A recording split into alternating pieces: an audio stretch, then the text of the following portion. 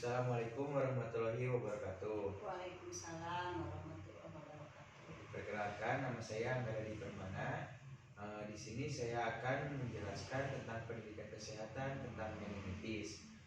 Sebelumnya, saya akan kontak waktu terlebih dahulu ya Bu. Untuk waktunya itu sekitar 10 menit. Kemudian di sini yang akan saya jelaskan itu penyakit meningitis. Apa saja yang akan saya jelaskan? Yang pertama itu pengertian, kemudian penyebab, tanda gejala, dan juga pengobatannya. Untuk sekarang saya akan langsung ke pengertian aja ya Bu. Nah, yang pertama itu pengertian meningitis.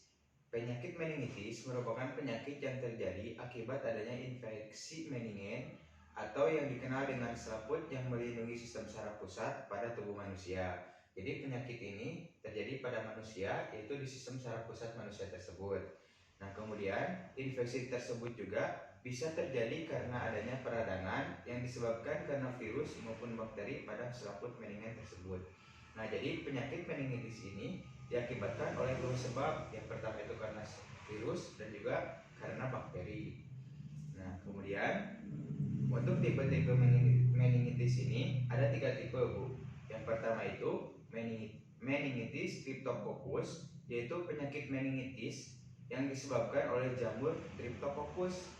Jamur ini dapat masuk ke tubuh kita saat minum ataupun uap dari kotoran burung yang sudah kering. Nah, jadi penyakit meningitis ini bisa disebabkan juga oleh faktor lain, yaitu faktor jamur.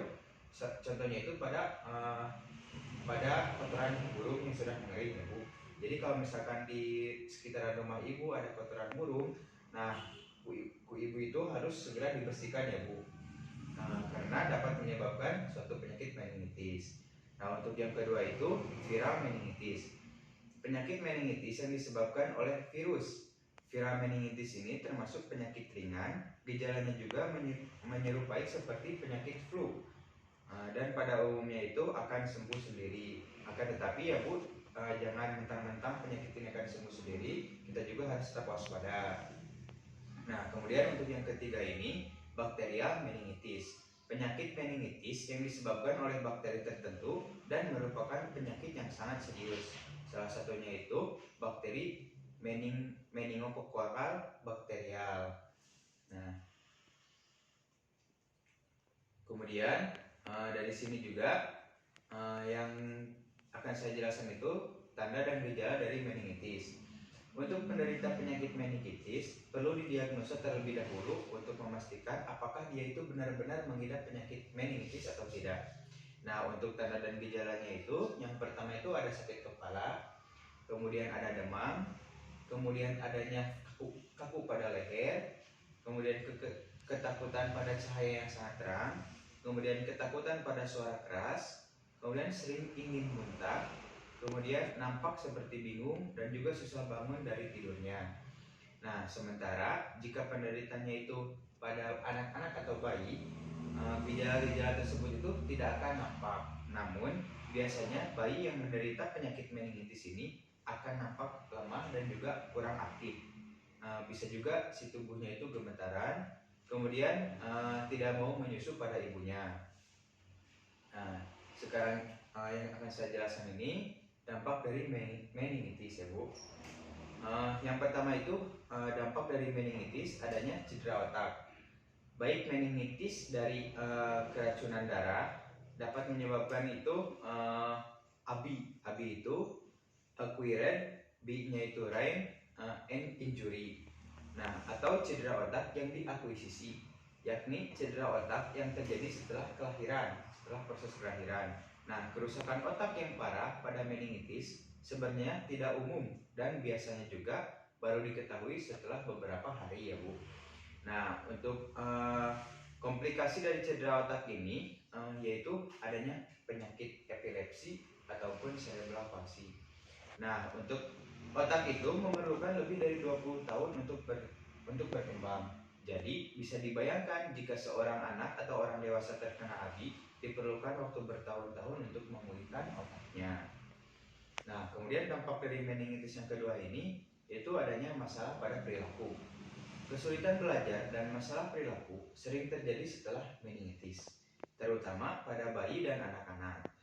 Nah, ada juga masalah-masalah yang lebih halus seperti iritabilitas, kemudian sulitnya berkonsentrasi, adanya kecambungan, kemudian mudahnya marah pada anak tersebut, dan juga adanya gangguan tidur. Kadang bagi keluarga juga memastikan apakah anak tersebut meningitis atau tidak itu akan sulit ya Bu. Kemudian kenapa itu keluarga harus diberikan dukungan untuk memberikan pengobatan yang tepat pada anak tersebut. Kemudian untuk dampak meningitis yang ketiga itu adanya gangguan pendengaran. Gangguan pendengaran itu yaitu dampak yang paling umum dirasakan pada pasien meningitis. Kesulitan dapat berkisar dari gangguan pendengaran ringan hingga tuli di satu telinga maupun pada dua telinganya. Kerusakan pada telinga bagian dalam juga bisa mengakibatkan masalah keseimbangan atau bisa juga telinga yang berdengung ya Bu. Kemudian yang ketiga ini gangguan penglihatan. Meningitis juga dapat merusak saraf yang bertanggung jawab untuk penglihatan ataupun saraf optik. Nah, ini juga bisa mengakibatkan hilangnya sebagian penglihatan maupun keduanya, bisa juga mengakibatkan kebutaan pada kedua mata. Nah, kemudian untuk dampak yang selanjutnya itu adanya perubahan emosi seperti yang sudah saya tadi jelaskan. Karena kesulitannya emosional bervariasi tergantung pada usia. Misalnya anak-anak sering mengalami mimpi buruk, mengompol, kemudian mudah marah. Kalau misalkan pada remaja itu mereka bisa depresi dan sulit mengekspresikan emosi mereka.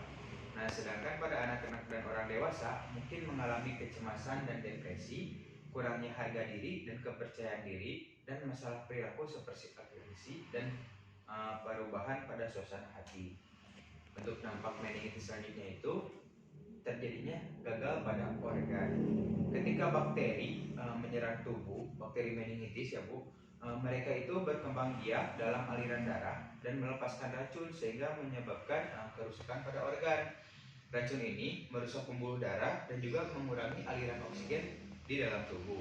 Nah, pada kasus yang parah ini mengakibatkan beberapa jaringannya itu mati. Contohnya pada jari-jari kaki, kemudian anggota badan yang kadang nantinya itu harus diamputasi.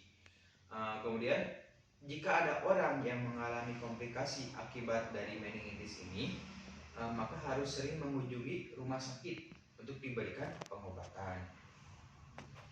Nah, untuk pencegahan dari meningitis ini yaitu menggunakan vaksin ya Bu.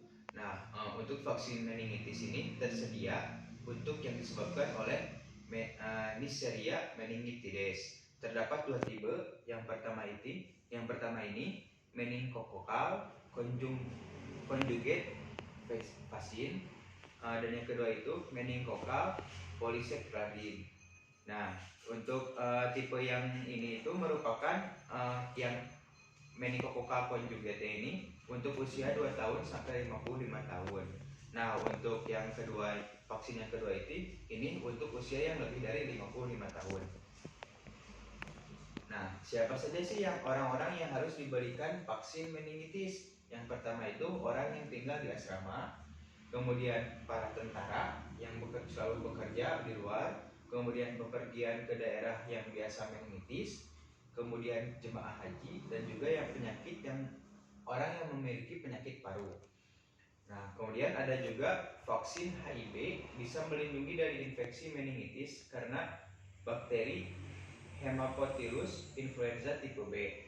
Nah, diberikannya itu pada orang-orang dewasa bila si orang tersebut menderita penyakit leukemia, kemudian menderita HIV/AIDS, kemudian sedang menjalani kemoterapi pada penyakit kanker, dan juga vaksin pneumonia dapat juga memproteksi meningitis yang disebabkan oleh Streptococcus pneumonia.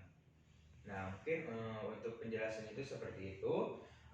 Mungkin saya akan menanyakan ke Ibu, gimana Bu cara pencegahan dari meningitis tersebut? Cara pencegahannya ya itu harus hidup sehat. Hidup sehat. Kemudian diberikan apa Bu tadi Bu? Vaksin. Vaksin ya Bu. Mungkin seperti itu ya Bu yang dapat saya jelaskan. Untuk kurang lebihnya itu nanti saya akan berkunjung lagi ke Ibu ya Bu. Assalamualaikum warahmatullahi wabarakatuh. Waalaikumsalam.